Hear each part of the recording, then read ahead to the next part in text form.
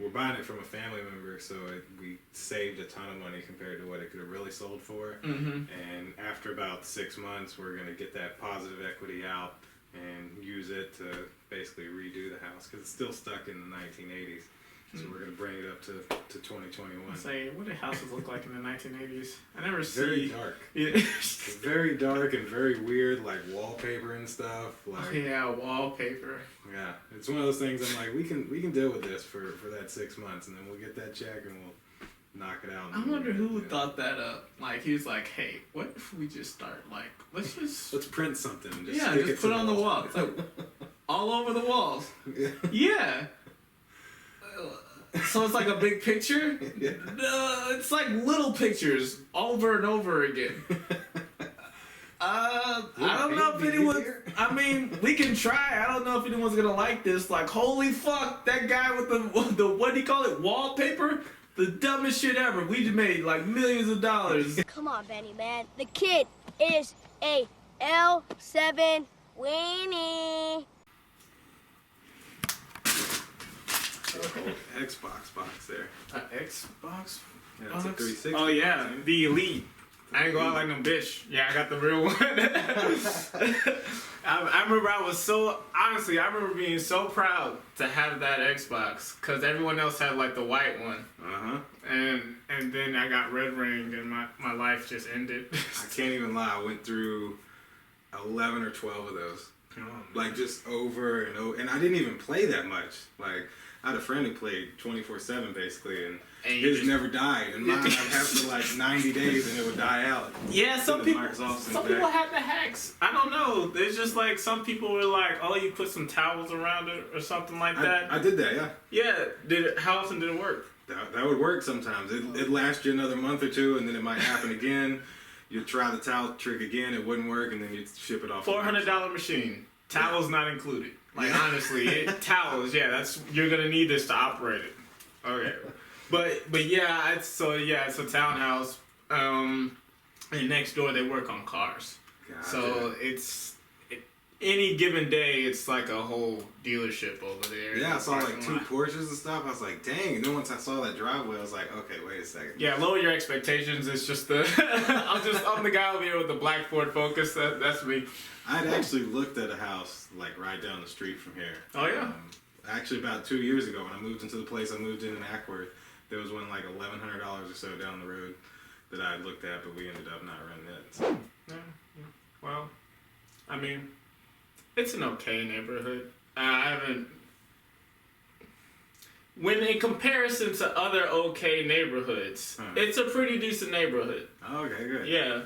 I think that's the best way I can describe it. Gotcha. Yeah. So, like, when you hear the gunshots, you don't worry, like, are those gunshots? You're like, no, those are gunshots. But it's okay because they're far away, you know? So, I think that's a bit comforting. I don't want to have to wonder. It's just like, no, that happens, and it's usually off in that general direction, you know? So just don't go over there. So it's almost like a little baby land or something. Something like that, yeah. But how you been, man?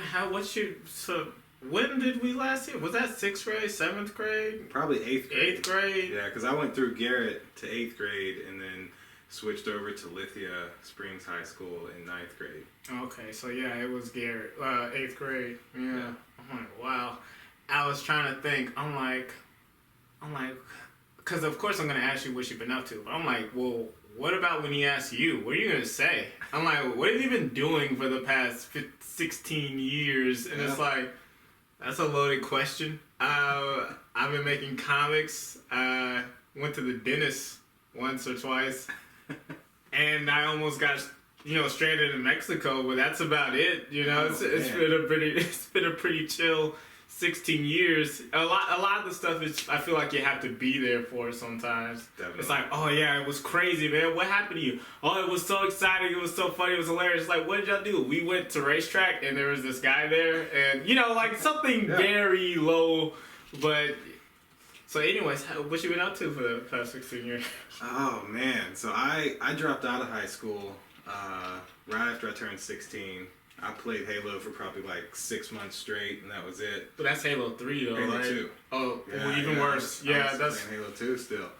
It was probably right before Halo 3 came out. I mean, back then, honestly, you know, not a bad idea. Well, just drop out of high school, play Halo for like. Yeah, so I took 6 months off to play that.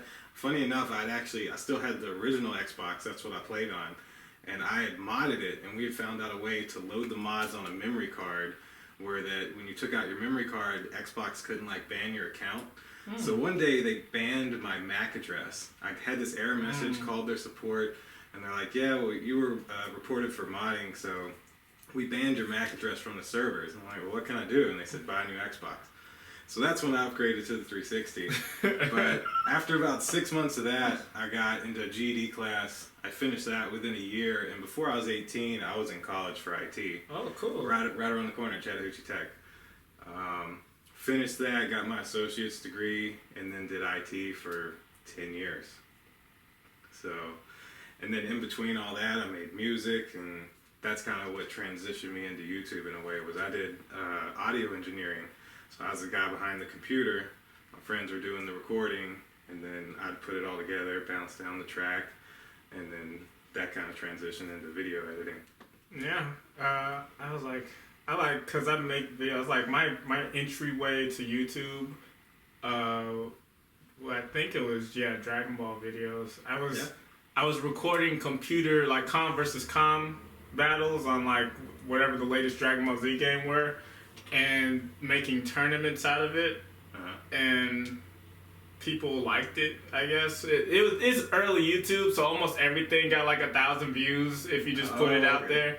So like this sometimes I beat myself up about this. I'm like, if you had just stuck with it, you'd be like another one of these guys with like a couple 100,000 followers, million maybe. Cause I was there pretty early. Like it was from, I had started making stuff when Daily Motion was still like a good option. Did you ever put stuff on Daily Motion? I did not.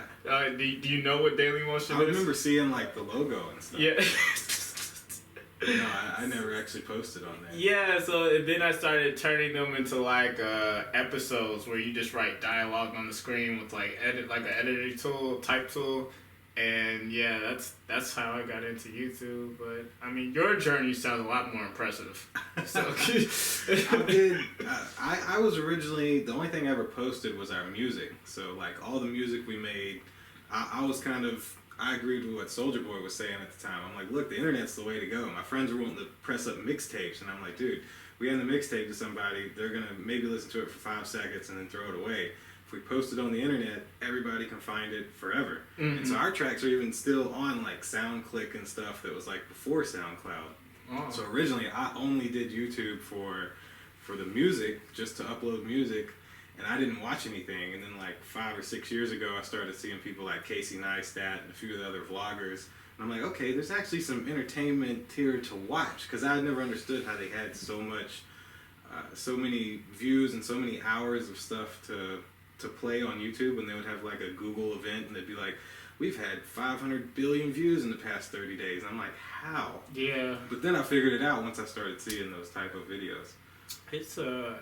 It is really amazing the amount of just the different kinds of content that's on YouTube, and how profitable they all can be, when done correctly. It's so good idea. Were you one of those guys that were like really on MySpace and stuff like that? I was. Yeah. Back when I was playing RuneScape when I was like 14 or 15, got on MySpace, and then slowly transitioned over to Facebook reluctantly because everyone had left MySpace. Yeah, it was, I was like, I don't talk to people about that a lot, but now that you mention it, it was like, I feel like everyone kind of didn't want to leave MySpace, but it's like, this is where it's going. It's like, but this is so much, this is great. Yeah. You know how long I've been working on this page?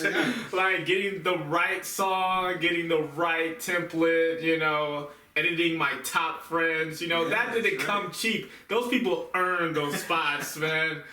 So that's it was a reluctant. Like, I didn't want to be on Facebook at first. It was I remember getting there and then just being like, my sister, she's like 6 years older than me, so they like got hit directly with Facebook because she was in college at that time. That's awesome. So she's coming like, no, honestly, this is good. This is what you need to be doing with your life. Like I was a drug addict or something. It's like you need to let that shit go. Get on Facebook. Yeah, I remember there was I was like 17 or 18, and my cousin went to UGA, and he was on Facebook in like 2007, 2008. So I'd made my account then, but I didn't use it because I liked Myspace better. It was way cooler. Right. And then even recently, I saw like a tweet from like some probably 14-year-old kid who was like, I wish you could customize and add music to your Facebook profile. And it's like, we're officially at the generation that doesn't know about Myspace. Yeah, and I think there was, I think it was for Apple users. Like, because I remember there was like this whole thing trending, like MySpace was trending at one point on Twitter, and it was because there was some new customization tool, I think, for Apple phones or something like iPhones. Excuse me. But yeah, I think, and people were saying like the way you could customize everything, it was like, this is just like MySpace, how it used to be. So I think that's the closest we've ever been to it coming back. But I mean, I mean, Facebook doesn't seem like it's going anywhere anytime soon. It's like out of, you know, all those different social medias that popped up, it's the one that's still here. So if it's here this long, it's gonna take a lot for it to go away. Yeah, and with all the money they have, and they've bought up Instagram and WhatsApp and all that. So it's really just about how big they're gonna be versus what's gonna knock them off. Yeah. But that's okay. I mean, Tag was alright for like a couple seconds, you know? I had a Tag, yes, I remember that. Tag made me feel bad about myself. I couldn't get any tags, man. I wasn't talking to enough people to be like, you know, it's so weird trying to just like casually be like, hey, so why don't you throw down a couple tags on my profile? Like, barely knew how to talk to girls. I don't know how to get a tag. Like, that's a lot. That was a lot. Yeah, there was another one called Moco Space. I remember I had an account on there. For my music, I had an account on there, but it fell off. Really, a lot of my old music links probably don't even work anymore because the websites aren't even up. Yeah. Because it's all 12 years old, 13 years old now. Right. I don't know. I'm curious that just thinking about the old internet. Like, for someone who made music, how much use did you get out of apps like BearShare and LimeWire? I used those to download my own stuff. Like, that was my high school hustle, is they would be on LimeWire like the weekend before. CDs used to come out on Tuesday. They'd normally get on LimeWire about Wednesday or Thursday the week before. I'd go on there, grab them, press me up 10, 15 copies, and go to the high school and sell them like $3 or $4 a piece. Yeah. But for our music that we recorded, I never put anything on there. I was like, because you would think that would, like, thinking back on it, you would think that would be like that version of SoundCloud or where, but I mean, you can't get paid for it because it's all free downloads, I guess. Yeah. So, yeah. Yeah, everything. We had Fun for Mobile, which is where you could put ringtones. So I had made us 2 ringtone sites where you could get ringtones made. Had us on like every music platform that you could think of, because I was trying to tell them, like, look, this social media internet thing is where it's at. Like, we don't need to make a mixtape CD. We can call it a mixtape, and we can press up 20 copies if you want. But where it's really going to be is having it on the internet. Were you still making music when Dat Piff was the thing? Yeah, I had an account with them. Yeah. Yeah. How'd they go? Live mixtapes. Live mixtapes. I don't remember the statistics. Yeah. I still have it, I think, in my bookmarks, actually, because all of my old... We went by Straight Gutta ENT, or SGE, and all of my old stuff... Say that again, slower? Straight Gutta ENT. Straight Gutta ENT. Yeah. Look for it. You can find it. If you Google it, you'll find all of our old music. So. Yeah, because everybody that I recorded with was from Babyland. Okay. So, like, all of them were all friends that I played, like, baseball with and stuff there, and went to Austell and Garrett with. So, you know, they had a whole beef with Get Money Click, GMC. I don't know if you I know them. Yeah, they were around South Cobb. Yeah, and so we had made like a diss song to them that apparently started like a huge fight in the lunchroom.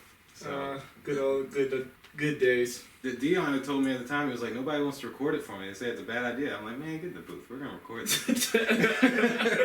Pressed up the copies that night. He took it to the school, and like apparently a big fight happened in the lunchroom. Those were interesting days. The like the hat crew days when people had the custom hats.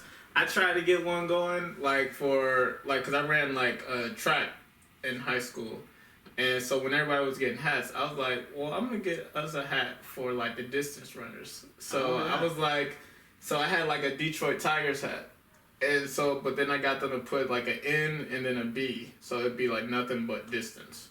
Oh, okay, nice. Yeah.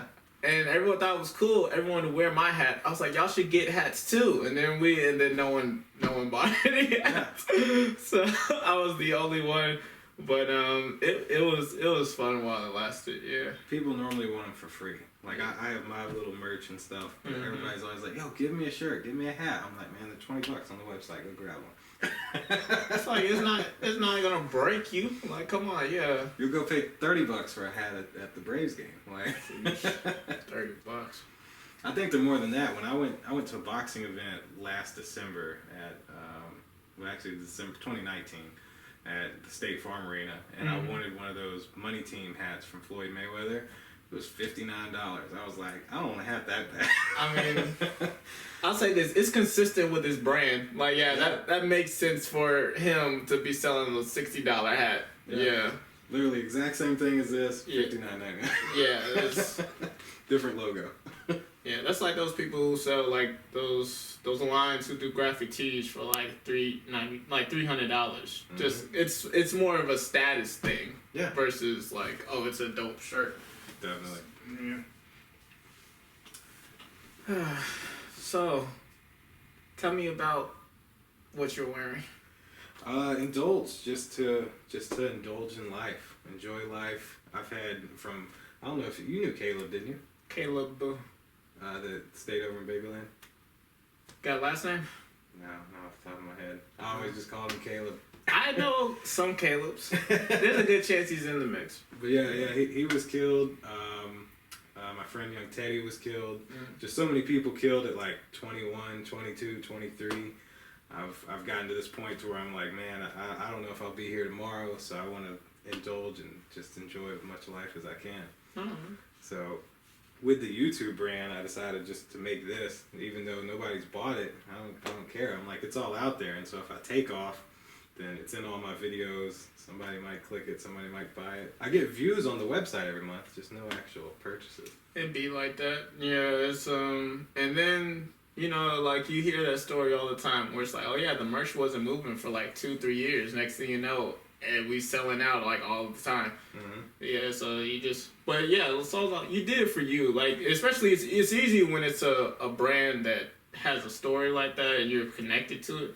Cause then it doesn't really matter how much you sell necessarily. It's like, no, this is deeper than that. Yeah, yeah, and I don't gotta wear like a Nike logo or something. I wear my own logo. Yeah, and I would be wearing a shirt if I had one. I wore one of my shirts in the last podcast, but I was like, I don't want to wear that again. I feel like I've worn a black shirt the past like 3-4 episodes or something. Really? So I was like, I got mix it up. Yeah. So I was like, well, this is kind of comic-y. It's still on brand, so I'll wear this. But that's cool. I did. Yeah, I made that shirt. It's on the other side. It says Swagger Ball Z. But that's dope. Yeah, I did. Should trademark that. Yeah. Should. Nah, I did. It was like a quick. Like, the idea of it is just like it's a pilot episode for another idea that I call like a story called Pizza. So it's Swagger Ball Z is like the rough idea, and it's just about the characters, the main characters, like basically sitting down saying we need an idea for our like pilot episode, and then all of a sudden randomly snowmen start attacking the park they're at. And it turns out the snowmen are led by J. Cole, who's trying to turn the world into a cold world. It's like a mashup of J. Cole and like the Ice King from Adventure Time and stuff like that. Oh, okay. So yeah, that's just a one-time thing. I like pizza. Pizza's more of a blank slate. Swagger Ball Z comes with too much expectations. I like the title, but it comes with too much other stuff attached to it. Oh, okay. So it's pizza. Everyone likes pizza. That was my goal for that. Yeah, because I remember in middle school, you drawing like just crazy stuff. Like, you were so artistic. I still got some of those in the bin too. Really? Yeah, from middle school. Yeah, I have a couple of those in there still. Some not so much. It trips me out sometimes. I'm like, someone posted one on Facebook.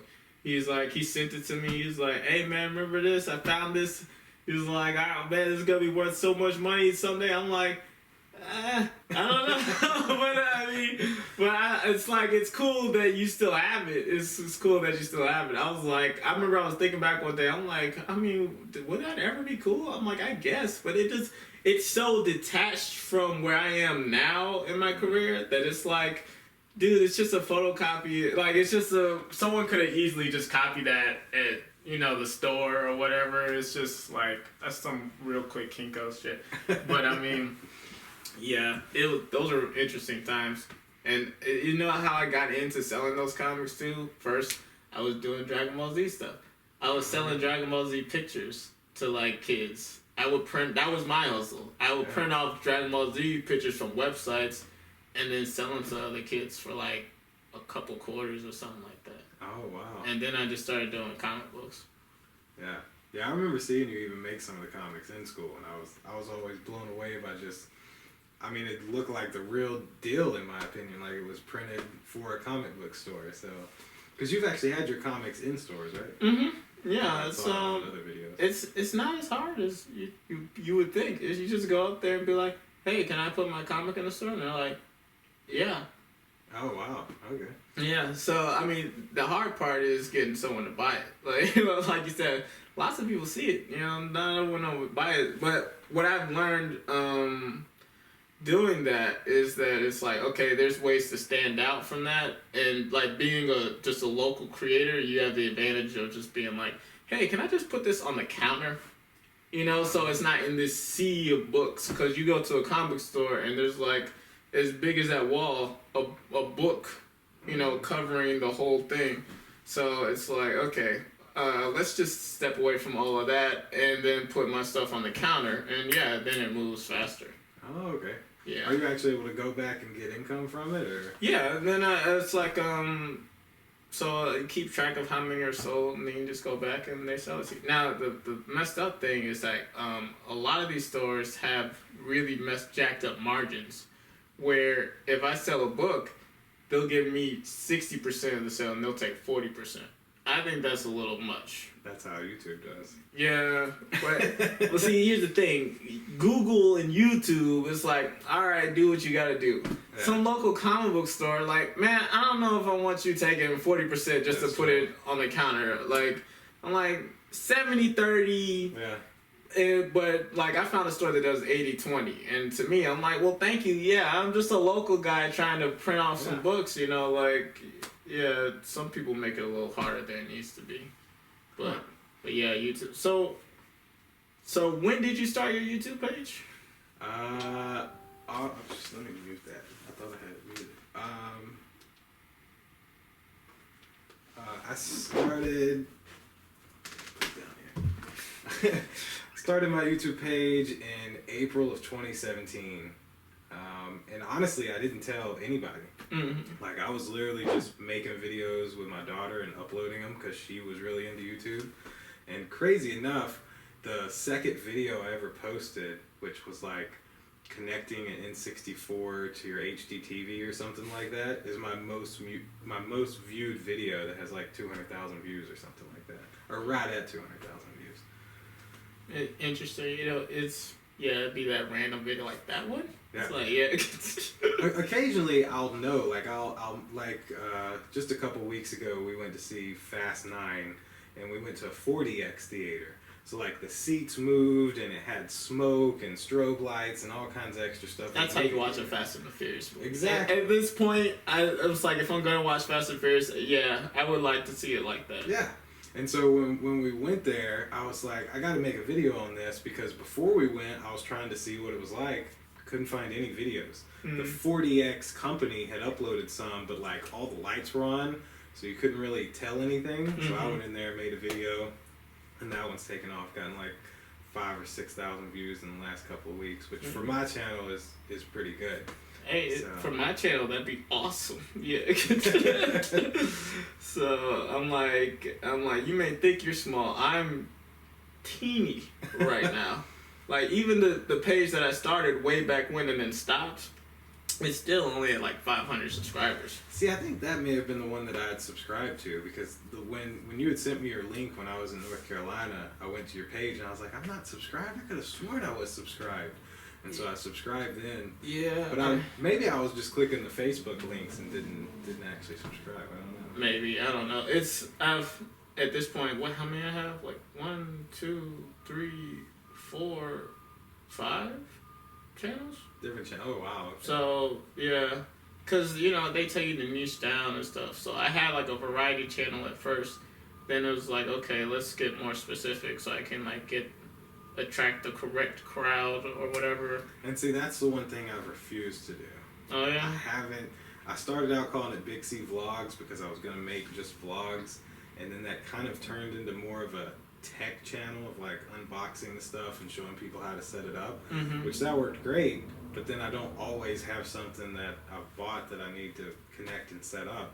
So I've kind of just meshed it and basically say videos in vlog style because I'll record them and edit them in a vlog type way and then post it on there. I mean, that's what I'm sort of doing with the channel upload the podcast too, because it's like the channel's just called Marcel the Loser.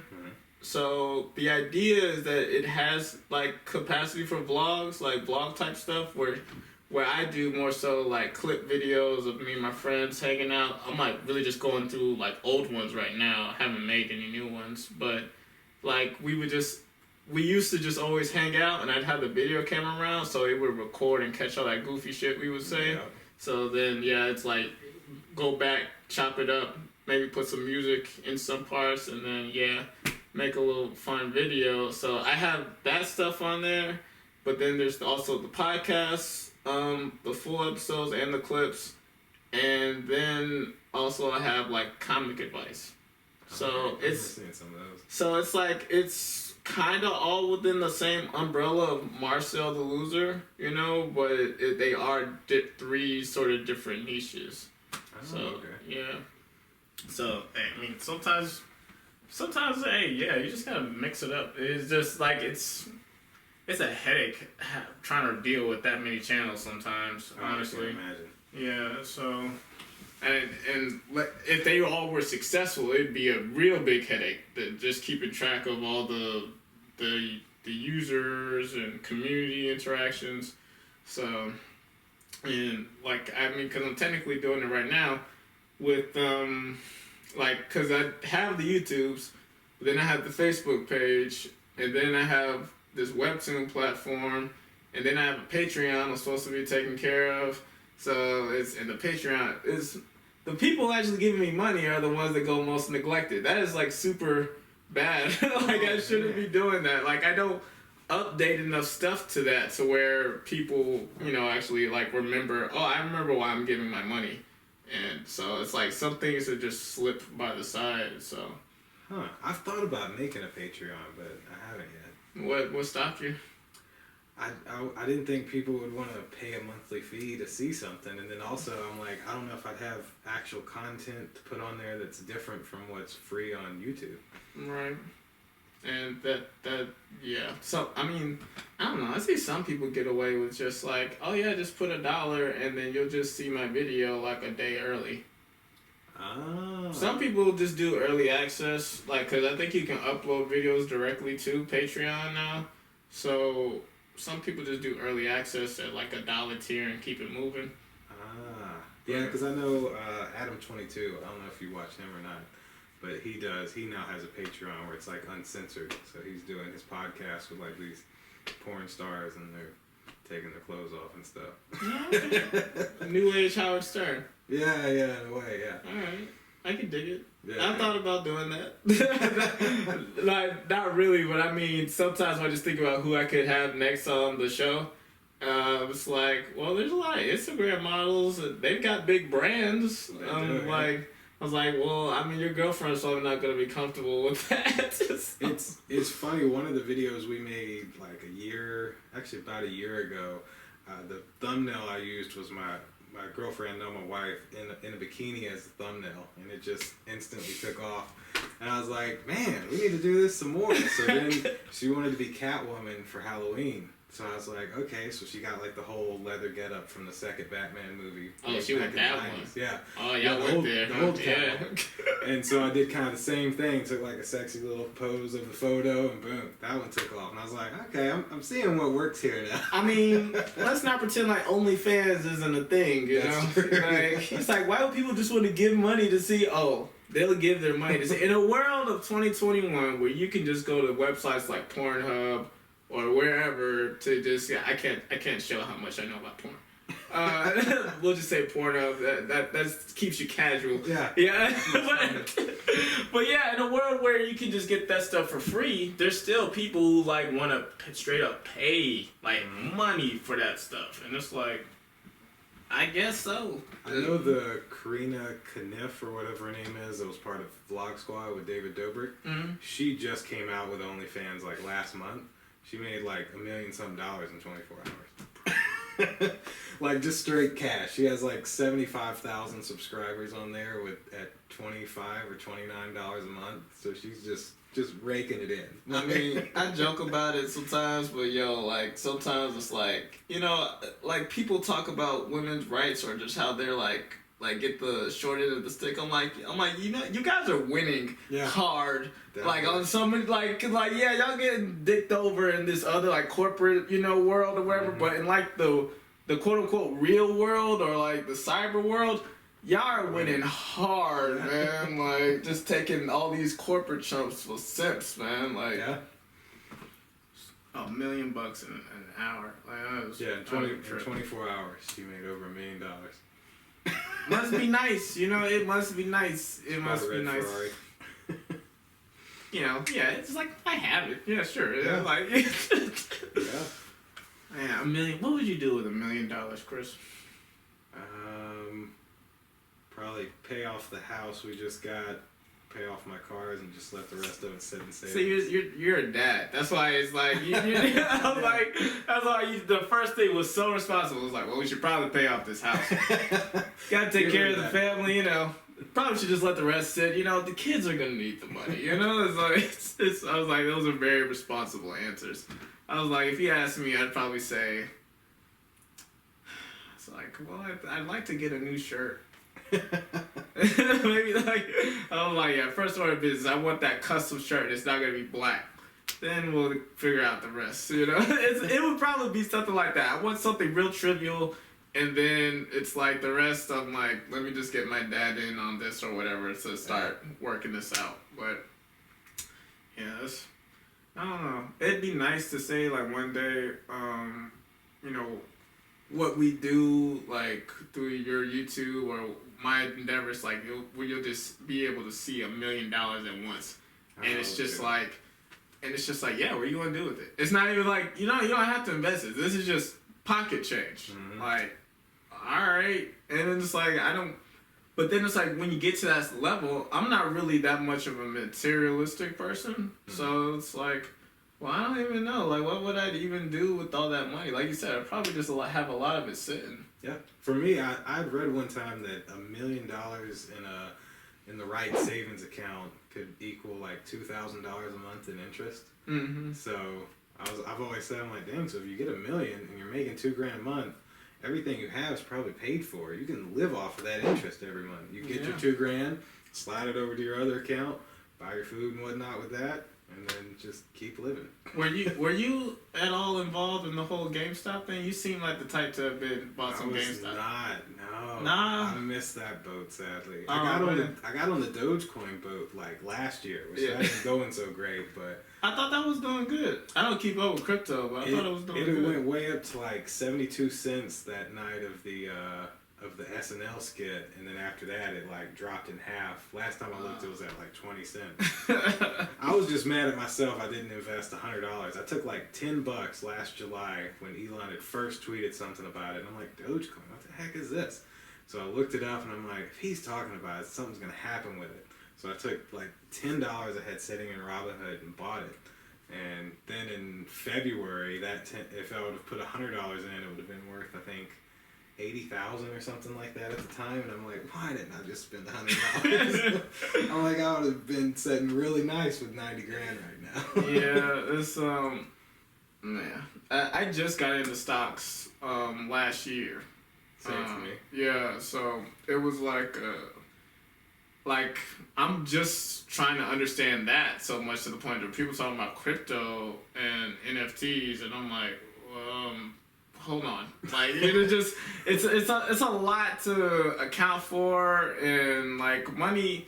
Like I'll say this, I find I've developed a more respect for money in the sense of like that it's not as one dimensional as I've been experiencing it, because like apparently there's good things like healthy debt to have and stuff like that. Like some guy would probably tell you don't pay off your house. Like what you want to do is like my dad actually does this where he kind of like refinances it or something like that. Okay. Like because the property value goes up, and then you can like do something to like basically get that money. You cash out money from your house. Yeah. So it's like the goal isn't to pay off the debt. It's just to stay current with your bills, and then the value of your property goes up, and then you just keep cashing that out. So he does that. He's pretty smart with money. He's like retired and stuff. Like he retired at like 49. Oh, nice. So he was also in the military. So he did. Right. Yeah. I want to say he's smart, but he's also just he was in the military. So, but yeah, like money is a lot more complex than I once thought it was. That's actually what we're doing with our house. We bought it, and we're buying it from a family member, so we saved a ton of money compared to what it could have really sold for. Mm-hmm. And after about 6 months, we're going to get that positive equity out and use it to basically redo the house, because it's still stuck in the 1980s. So we're going to bring it up to 2021. Say, what did houses look like in the 1980s? I never see. Very dark. Yeah. Very dark and very weird, like wallpaper and stuff. Like, yeah, wallpaper. Yeah, it's one of those things. I'm like, we can deal with this for that 6 months, and then we'll get that check and we'll knock it out. I wonder who thought that up. Like he was like, hey, what if we just start like let's print something. And just put it on the wall. It's like all over the walls. Yeah. So it's like a big picture? Yeah. No, it's like little pictures over and over again. I don't know if anyone. I mean, we can try. I don't know if anyone's gonna like this. Like, holy fuck, that guy with the what do you call it? Wallpaper? The dumbest shit ever. We just made like millions of dollars. I'm like, cause it's like, yeah, why wouldn't you just paint the what? Seems like, way easier. Yeah. I can't imagine trying to take it off and peel off the back and put it on there and get it straight and then get out the bubbles, and just a can of paint seems much better to me. I don't know. Maybe we're just too simplistic of a society now. It's like they got it. We won't. We're not smart enough to get it, I guess. So it's like see, those are nice posters, right? Imagine if that was everywhere. Like what stocks have you been looking at? So I do DoorDash. So I saw you last was at the Willys that time. You were coming into the Willys there at KSU. I was like sitting in the back corner, and I'm gonna say, did you say something to me? I don't think I did. I was like way in the back, and I saw you leave, and I'm like, that was Marcel. Oh, so yeah, I do DoorDash. So I made sure to get some of that when that IPO dropped. And they were cool about it, I guess, because I've been dashing with them for a while. So they gave me, once they went public, they gave me about like $500. So I was like, okay, cool. Nice. So I took about half of it to invest in some stocks. DoorDash, Amazon, Airbnb. You do the Amazon Flex? No, I don't do Flex. Oh, okay. Amazon is Amazon. Like, might as well get on the train, you know? Yeah. I actually just got on. I didn't know that they paid creators to upload videos on there. So, like, when you buy a product, they may send you that email saying, hey, will you upload a video about this, or will you post a picture? Like a product review. Yeah. Well, if you become an affiliate, you can post videos and then they pay you for them. Oh, like just if people look at them, or people have to watch the video and then make a qualifying purchase. I don't know exactly. I must say that asterisk sounds funny. Yeah. I haven't understood what that means. I know with the affiliates, like I have affiliate links on a lot of my YouTube videos for whatever product it is, if it's sold on Amazon. And if you were to go to my YouTube video, click my affiliate link, and then if you bought something from Amazon within 48 hours, I would get a cut of whatever you bought. Right. So if you spend $2,000, I'd get like 4% or something like that of that $2,000. Mm-hmm. But yeah, I had no clue that they paid creators, so I just started doing that, and that's been phenomenal. Oh wow! Yeah, I might have to look into that because there's probably a lot of there's probably more competition for like tech and stuff like that. I'm like for real, like small time, like comic book related stuff. That might be a good idea. Yeah, basically, if it's sold on Amazon, you could make a video about it and post it up there. You have to post 10 videos before like you can get approved and all this stuff.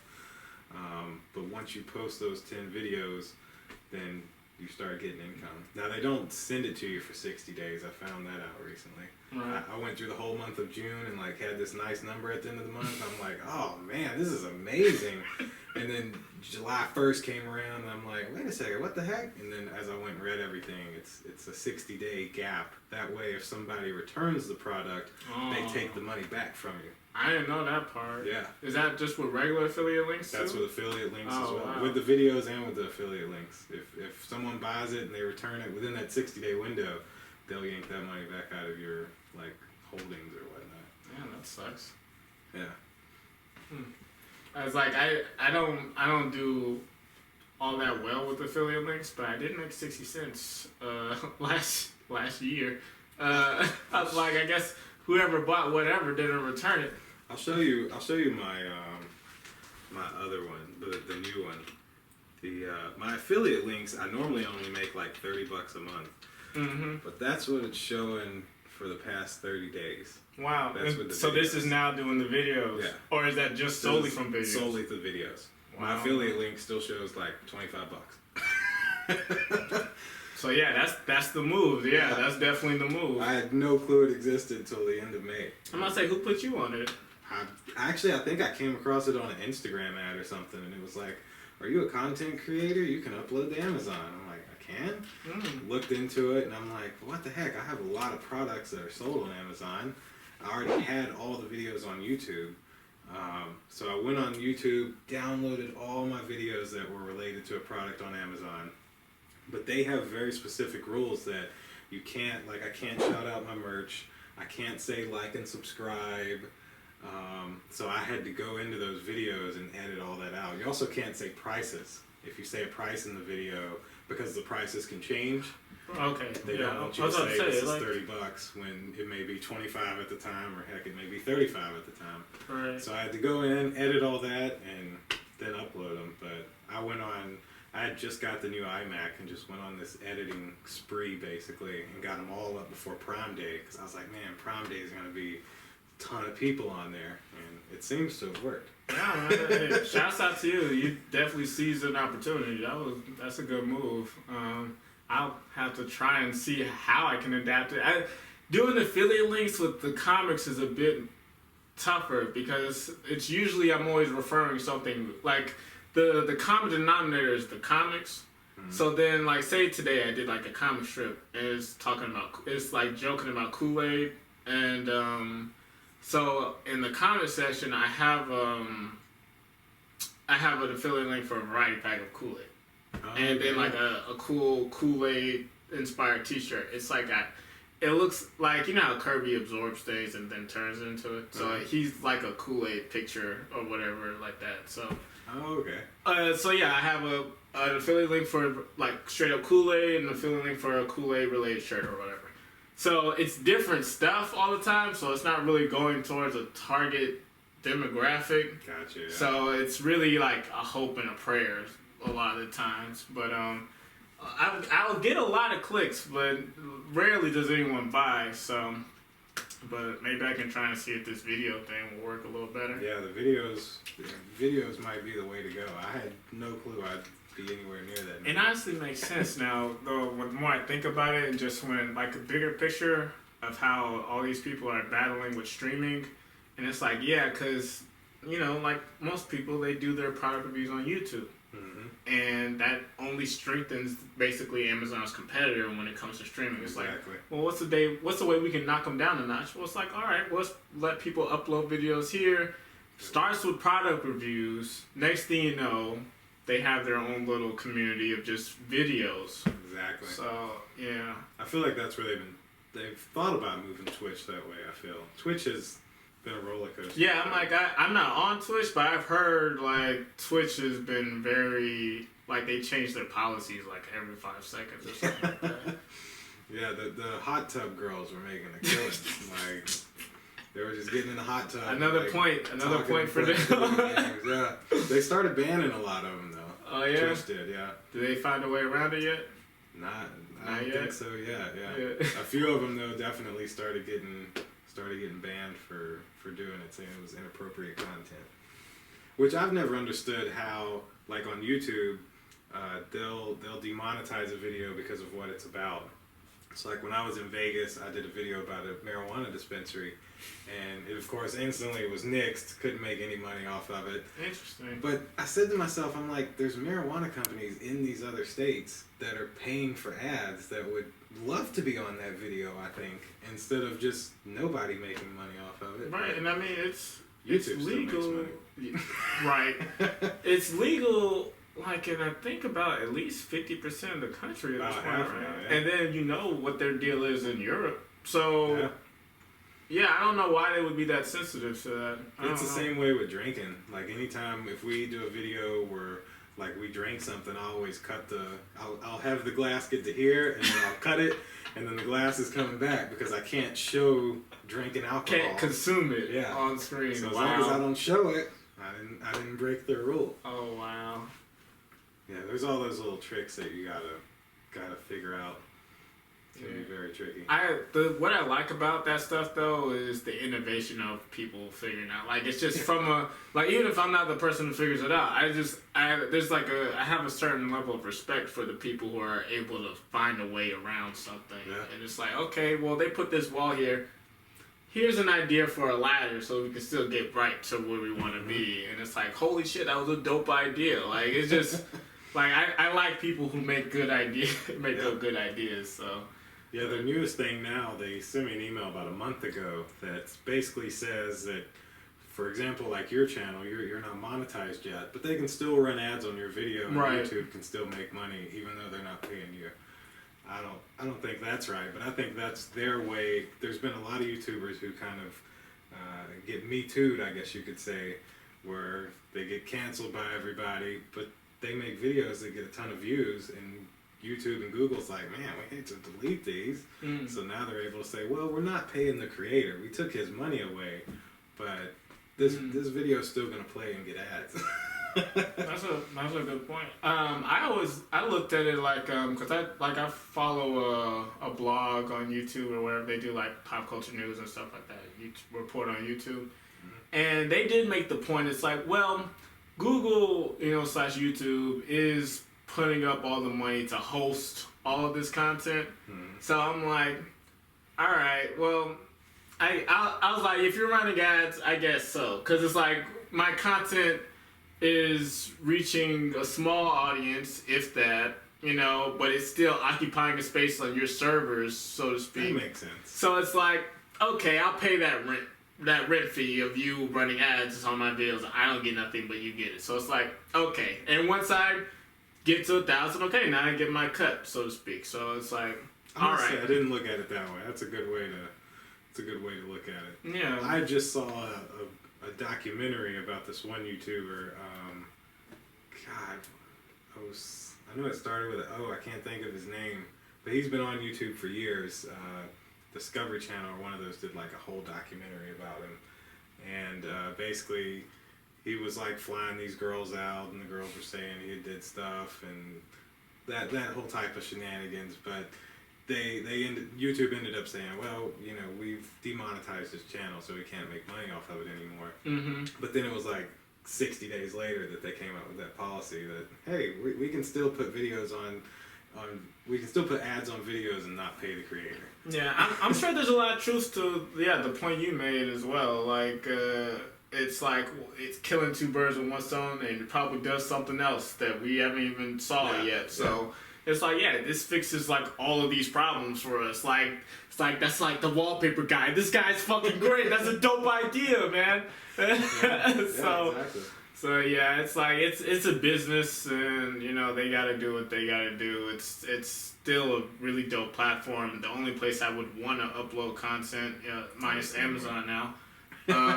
And like now, honestly, Facebook was the move until like earlier this year, putting content on there because you can run ads for like back then you could run ads for Facebook like page like ads, which is basically just getting subscribers for your page. Real easy way to build up, especially if you're not doing like I was doing like Marcel comics, but if you were just to pick a niche like how I did like Dragon Ball, you pick a niche of Dragon Ball where it's really easy to get people to subscribe and sign up with that, and then you can make videos on Facebook. And back then you used to just be able to advertise a video the same way, boost a video real cheap, and because it's such a potent niche like Dragon Ball or some anime stuff, you'll get like a bunch of views. So you used to be able to do that, and then you would still get paid once you hit the right requirements, which weren't that bad. But I think Facebook finally feels comfortable towards like, okay, we've established ourselves as a video, platform. So now they've raised all the rules and stuff to where now you have to get all organic views, which is tough on Facebook because it doesn't have the same type of search engine that YouTube does. All that SEO and stuff is kind of out the door. So now it's a real uphill battle. It really favors more so like streamers, people who can accumulate a lot of watch time and like audience all in one sitting. But yeah, before they changed those policies earlier this year, I was like, well, I'm just gonna run up the score on Facebook. But right before I got to the margins where I would qualify, they changed the rules. I was like, okay, well, I guess I'll just go play the long game on YouTube again. So.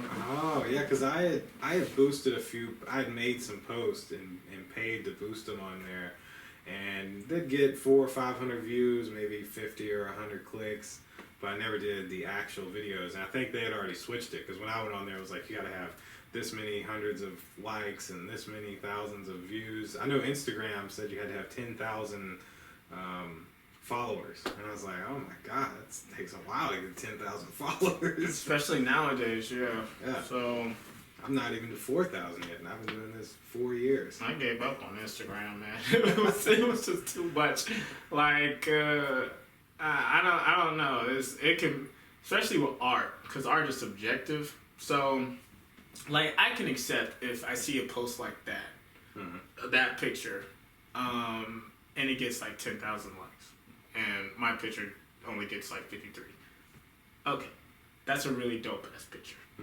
If you see something though that looks like Rick and Morty drawn art style, and it doesn't have all this colorful background, it's just them, and then you see that with 10,000 likes, and then my picture that I drew that looks like that gets 53. It's like, okay, I don't know. This is making me feel all these emotions. I don't know how to feel about Instagram right now.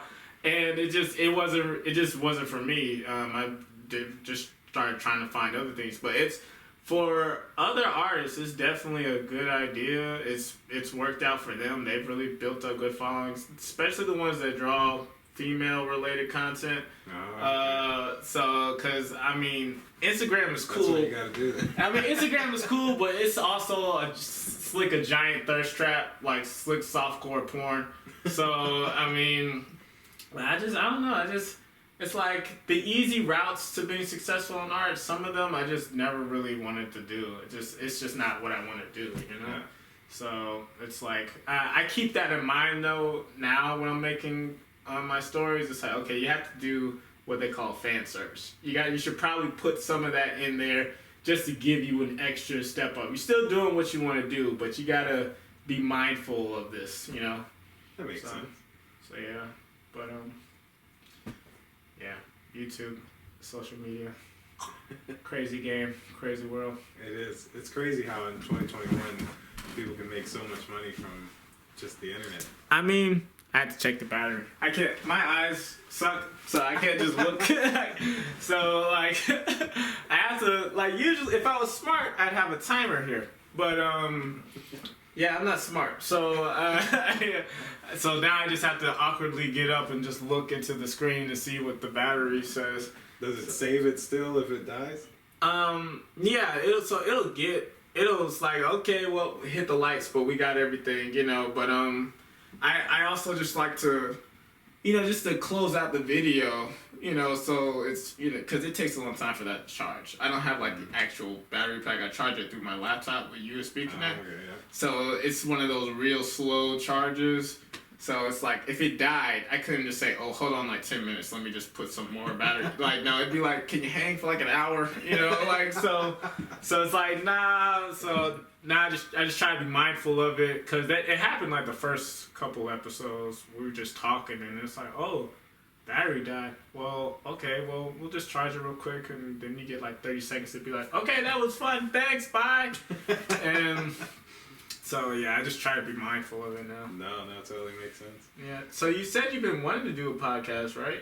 I have, yeah. I've wanted to set up the whole room, because I have I have all smart bulbs and like LED strips and stuff in my house, so I have like half of what I probably need, but I don't know, I've never went on that limb to do it. What do you think you'll talk about? It'd probably be more tech-related stuff. Right. Because that's what I know the best is like computers and video games and smart home stuff. That's kind of what got me into YouTube, was when I was making the vlogs, I started getting some of these smart home things like Philips Hue and stuff. And I'm like, man, people probably need to know how to set this up. Let me make that into a video. And then that got to rolling and kept going. You'd be amazed at things that people Google like to know how to do. I'll never forget. It's one of the times I'll laugh like the hardest in my life.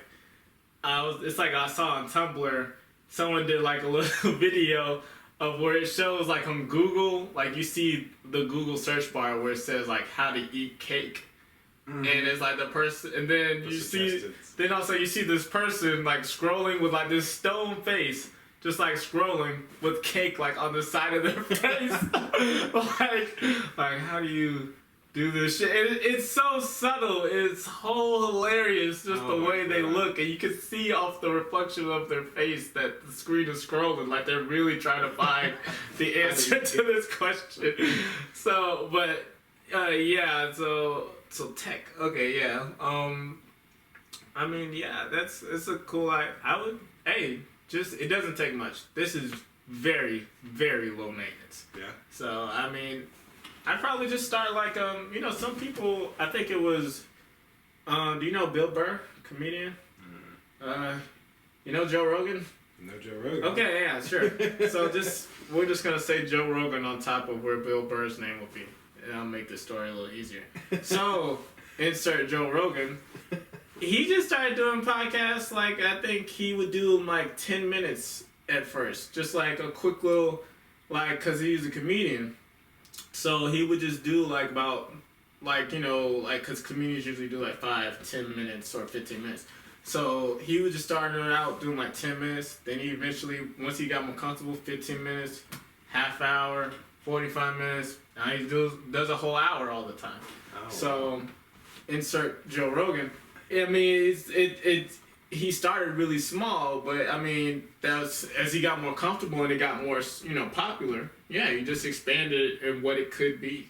So he does like all kinds of things now, like fan related, like fan questions, like people write in, get his jokey / just wisdom perspective and stuff like that. So does he always have a guest, or does he sometimes just kind of talks to the camera and talks about some recent news or something? He mixes it up. I think he started doing like open forums, maybe that's not the way to describe that. I was like open forums. Isn't that like for politics or something? I was in my head. I was like, I think he just tried to use a word that doesn't match what you're saying. But he'll rent out auditoriums like he's doing a stand-up show, but it's for his podcast. So people come and they do a live podcast. Oh, okay. Yeah, and I was like, oh, that's a cool idea. So it's like, it can start real small and they can turn into something else, but you gotta start. Yeah. So like it was funny. My brother-in-law,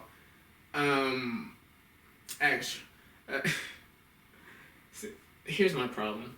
I can get spacey sometimes because I just start making jokes in my head.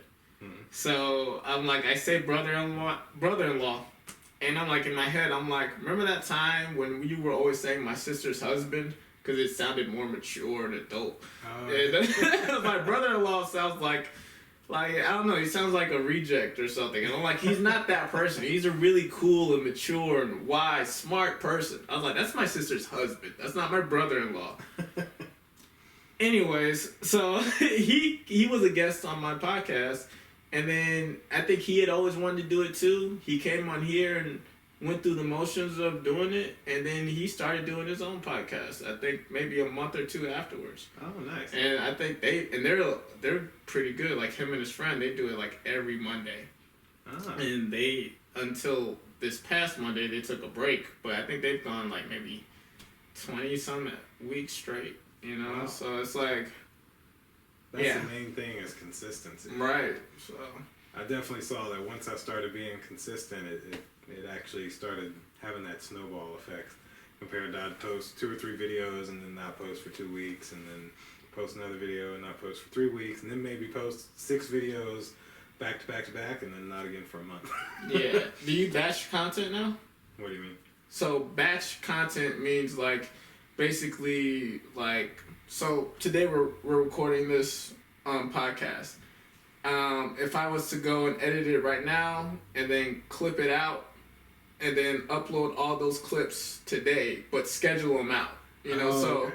There's a video that's going to go up this Friday, next Friday, and the Friday after that Friday. So I batched content. I had a batch of it, and then it's peppered out. Okay. 5 weeks out. Yeah, so, I have been doing that. That's how, like, when I went to Vegas, I recorded 19 different videos when I was there. And then just came back and was hammering down, editing. When we went to Myrtle Beach, I did, I think, 8 or 9 videos there. I've been rolling those out. My issue has been is I've had companies sending me product. I guess it's not an issue, but I've had companies sending me products, and they want their video posted. And so I'm like, oh, man, I can't just post this back-to-back, 8 videos of my vacation because, well, this company over here sent me this product and they want their video up, so I've started like just putting them in between. So I'll post one vlog about the Myrtle Beach, and then the next one's whatever product, and then the next one's Myrtle Beach. I've started doing literally daily uploads. Oh, cool! And is that like comfortable? So far, it has been. I haven't ran too low on content. Like right now on my computer, I probably have 6 or 7 more videos that I could edit, and then I have at least 3 or 4 products that are probably coming in the mail, so by the time those get here and I make those, I'll be able to keep it rolling. But I went from every other day to finally in July, I was like, you know what, I'm going to do every day. So I'm going to try to just, if I don't have content, I'm going to do some type of vlog for that day and get something out there. And that's the benefit of doing the variety. It's like you have the benefit of saying, okay, well, maybe we don't have a product, but it's like all I got to do is say, hey, down day, doing this instead, Yeah, so. Yeah, one of ours that we didn't have anything for that day, and we found a Sonic that had a dine-in area. and I had never seen a Sonic with a dining area. That's Every what the Sonic video. was always like a drive up. So I was like, "There's a video." Where is that? It was over in South Carolina. It was maybe an hour over the line. Okay. Yeah, I was driving back and I was like, "This video is just gonna be the car. I'm not even gonna post it." And then literally came across that, and I'm like, "Bam! Now I got a title, the Sonic with a dining area or something." Yeah, like that. and I would watch that video. That's I would definitely be curious to see what it looks like. That tripped me out first time I saw Checkers with it inside. Oh, see, I haven't even seen that. There's this Other than at a Walmart. yeah, there's that too. The Walmart with the Checkers inside of it up in like That's fair. yeah. I was like, I remember the first time I saw that, I was like, get the fuck out of here. There's a Checkers in the Walmart. It's like, I was expecting like McDonald's or Subway, and they like, no, we have Checkers. Yeah. I'd have been real tripped out and said, no, it's Rallies. I'm like, all right, like, okay. But yeah, so in Chicago, over like where my grandma lives, like on the south side, like right off the highway, they have this big Checkers, and you can go inside. Like, it's in no way small. Huh. Yeah, and they call it Rallies up north. But yeah, you can go in there, and it's like, it's a legit restaurant with a big dining area. I'm like, wow. It trips you out at first, and then you realize, okay, it's just Checkers, calm down. But but it is a cool experience that I'd like to try to get every time I go up there. So, but yeah, I was like, here, let's have a real solid podcast moment, YouTube moment. Now, Chris, how do you go about finding brands as what some would call a small content creator with a relatively small following? Normally I try to reach out to them either on their Twitter or Facebook page.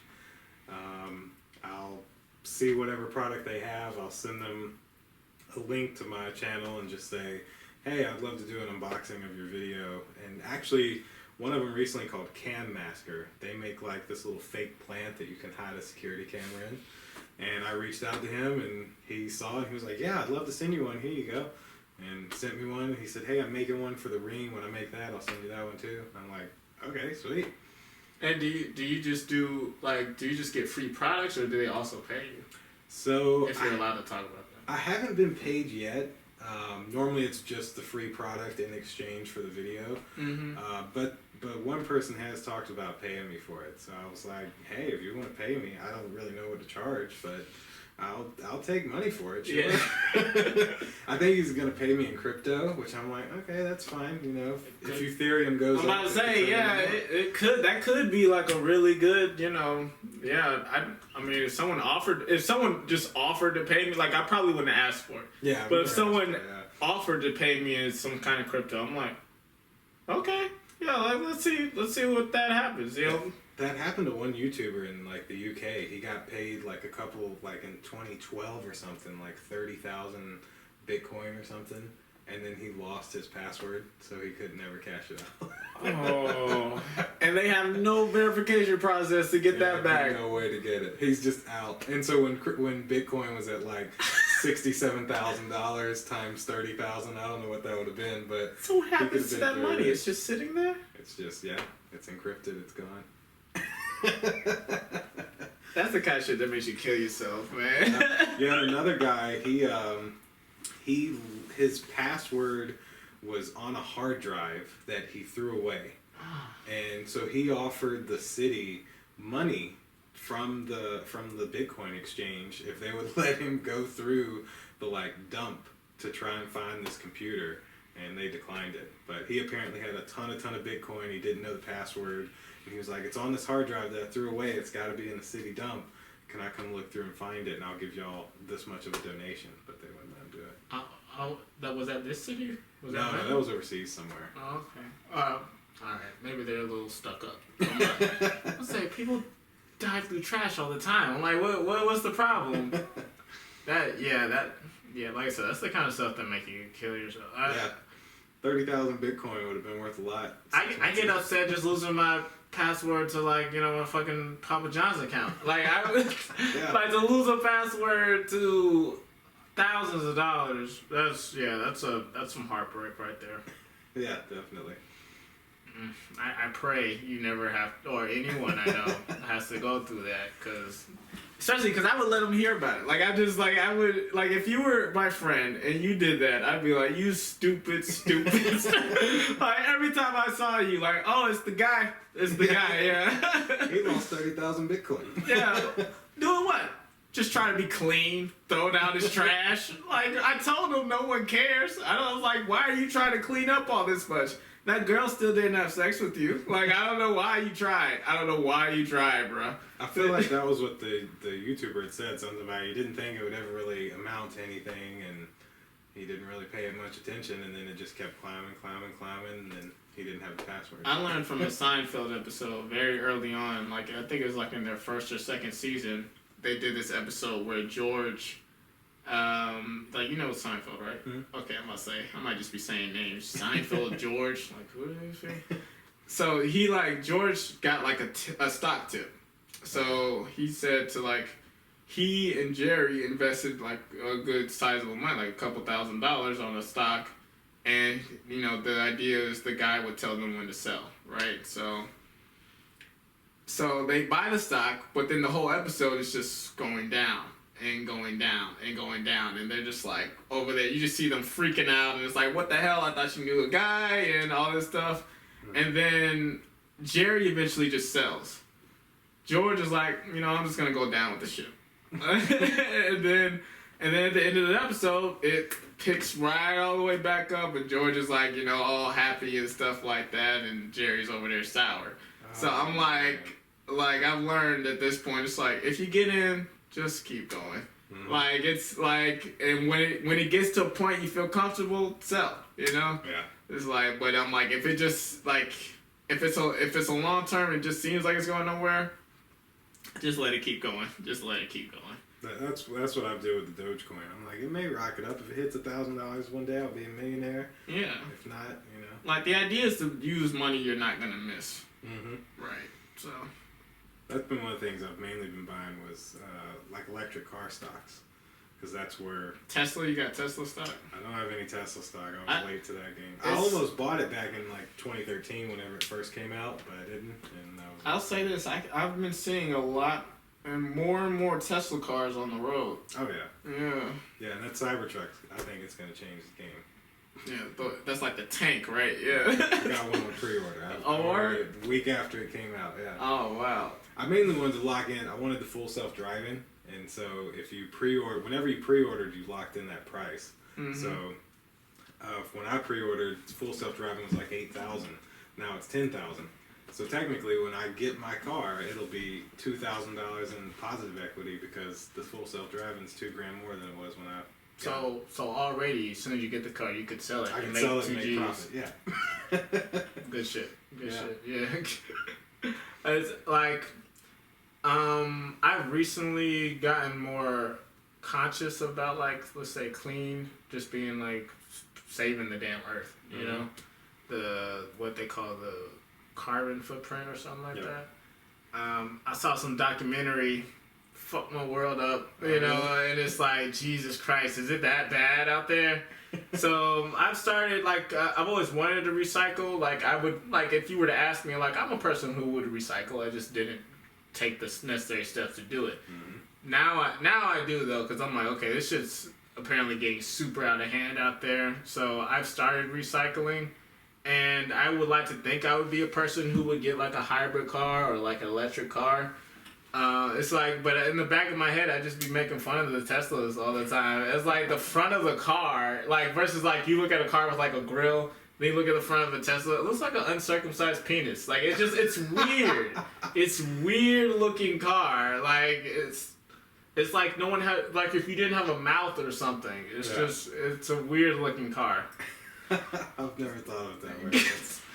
It's accurate. I mean, I wouldn't expect most people to think about it. Like, it would scare me if I just started hearing people say, you know, the Tesla looks like an uncircumcised penis, right? I'm like, okay, there's, like, it's okay if I'm thinking like that. Most people shouldn't be thinking like that. There's a problem if too many people are thinking like that. I've always liked them for their performance. For me, never been the save the earth type, but I just like the speed and the technology in them is absolutely amazing. It's funny because if I didn't really know the whole story and I just saw the hat and the shirt, I would think it's something like some kind of recycling. Oh, because it's green. Yeah, it's green, it's minimalistic, so it's like some kind of clean energy thing or something like that, like indulge in makes sense, yeah. clean energy. Like that looks kind of like a leaf. Is that a leaf? You know, like so. But nah, we hate that over here. I get you. I'm with it. Yeah. Yeah, I mean, I got a Challenger, worst car ever for the environment. But that was my dream car, so I got it. It's a cool car. Right, hey, it's a cool car. Yeah. I'm gonna have it till I get the Cybertruck, and to me that just looks even more badass. Are you into like classic cars? I used to not be. I was always like an Eclipse, Evo, more import type guy, but none of those are made anymore. So I've always liked a coupe better, and of course, any other coupe is $100,000. So when I was comparing, I've hated Mustangs because there's too many of those on the road. Never really been a Chevy guy, so I went with the Challenger. I like it's like as an artist, I have an appreciation for like nice aesthetically pleasing cars, but as far as what's under the hood and everything, I couldn't tell you. I remember you posted something and it had me laughing for a while. It was like, and I know so little about cars, I couldn't even really tell the joke back to you, but I just know it ended with like, you said some guy snorts a rail off of some hooker's ass or some shit. He's like, let's put a Hellcat in there or something like that. Oh, yeah. Yeah, it was, it said like Dodge CEOs, we need to save the earth and go electric, and then the owner snorts cocaine off a stripper's ass. Let's put a Hellcat engine in a minivan. Because they're apparently making a minivan with a Hellcat engine, so it's going to be a 800 horsepower minivan. What's the brand? It's a Dodge like Caravan. Dodge. Yeah, because they make a Dodge Durango now with a Hellcat engine, so it's an 800 horsepower SUV. I was like, and here's the problem. I'm like, Hellcat engine definitely sounds like it's bad for the environment, but also the name Hellcat engine sounds cool as fuck. So it's like that's gonna be the hill to overcome for the human race. It's like, all right, yeah, this is a good idea, but this is really cool. So, how do we fix this? When I bought that one, I looked at the itemized sheet, and I had $1,000 tax for gas guzzler. That's literally what it was called, gas guzzler tax, and that was $1,000. Like that you have to pay recur, or no, it was like part of it was like all rolled into the total loan and whatnot. But yeah, it was in there, and there was no way to get rid of it. They're like, no, that's a federal tax. You got to pay it because of the car you're buying. Like, what? I mean, from the whole trying to protect the environment, it's like, okay, I guess that's a nice incentive. To me, I'm already paying more tax because I'm putting more gas into it because it burns gas more. So that's there's a lot of things like that was. So the wallpaper guy phoned it in that day. It was like it's a good idea, but it's kind of just like a little patch. It's not really like, oh, that's like gonna stop you from bleeding. Like you put a Band-Aid over a gunshot wound. And it wasn't one of those things that they even told you about. Like, had I not have actually looked at all the fees, I would have never noticed. But I wanted to see how much the taxes and registration and stuff was, and I looked at it, I saw $1,000 gas guzzler tax. I'm like, what? Yeah, I've always, like, all the cars I've gotten have been like pre-used cars, and I just buy them straight up, and they're typically, not that expensive to where I'm like, what the hell is this? I remember I did ask a question though when I was getting my latest car, and it was another one of those questions like, well, what's that? It's like, oh, this is that. Why is that there? Just because. Yeah, just because it's there, and I'm like, okay. And it's like, at one point, it's just you gotta bend over and take it, because it's like, well, I need the car, so, alright, yeah. Like, there's a lot of things out there that I think just enough people aren't asking questions about, like, what is that? Why is it there? Yeah.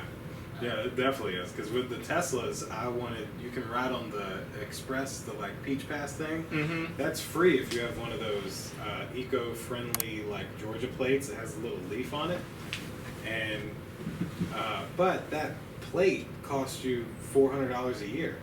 Wow. And so I'm like, well, I'd rather just pay to drive on the Express at that point before I pay $400 every year for this plate.